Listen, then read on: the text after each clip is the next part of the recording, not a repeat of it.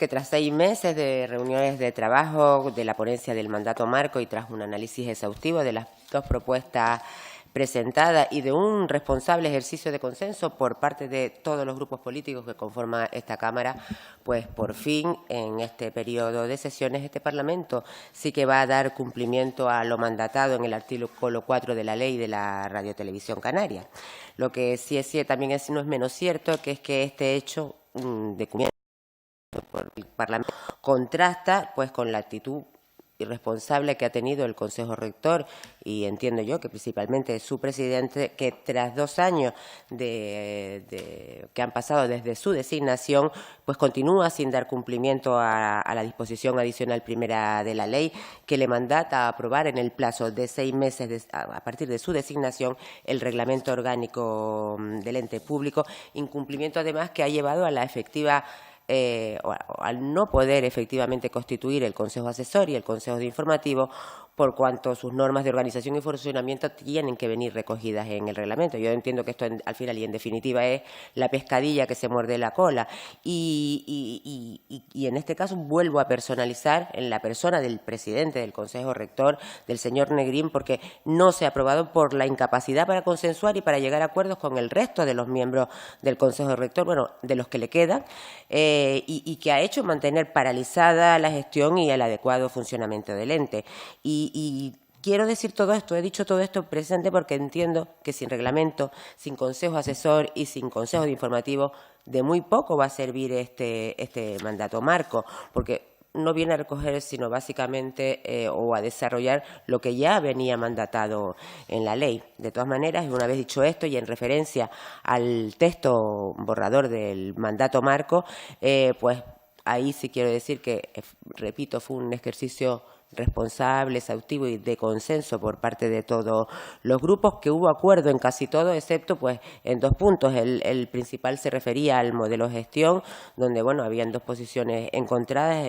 La propuesta del Grupo Socialista hablaba de un sistema de producción propia y la propuesta de Coalición Canaria pues lo que determinaba o proponía era dedicar los recursos propios de la televisión a la dirección y a la edición de los servicios informativos, mientras que la producción pues de los programas informativos se apoyara en los recursos humanos y en los materiales de los servicios contratados externos. Nosotros desde Nueva Canarias, ya en la ponencia lo mantuvimos, que compartimos los principios inspiradores de una televisión, una radio y una televisión netamente públicas de producción propia, pero que consideramos que en estos momentos y con las restricciones que la Ley de Estabilidad Presupuestaria y de Sostenibilidad Financiera nos imponen, entendemos que es inviable esa producción propia de los servicios informativos, porque es que se ponen un importante incremento de los costes de estructura, además incrementos muy superiores a lo que significa el coste actual de la contratación externa.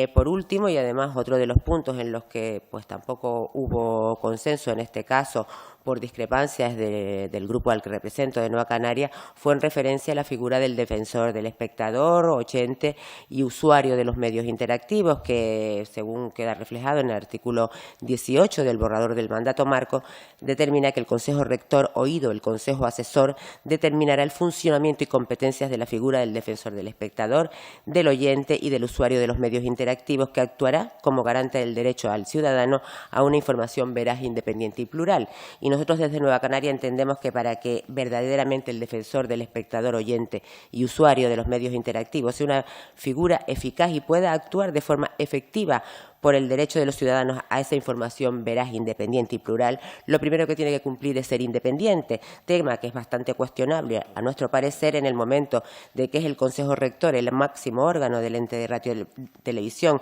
el que determina las competencias del defensor y además del que depende orgánicamente. No obstante, decir que a pesar de esta discrepancia, solo fue planteada y apoyada por mi grupo, con lo cual, bueno, asumimos la decisión de la mayoría, aunque obviamente no la compartimos. Yo, para finalizar, decir que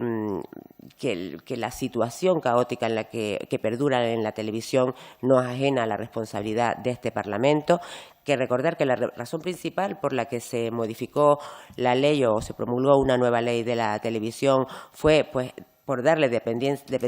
independencia funcional del Gobierno de Canarias y que el control fuera del Parlamento, y si esta situación de este desgobierno se sigue produciendo y además sigue quedando instalada en televisión, es por culpa pura y exclusivamente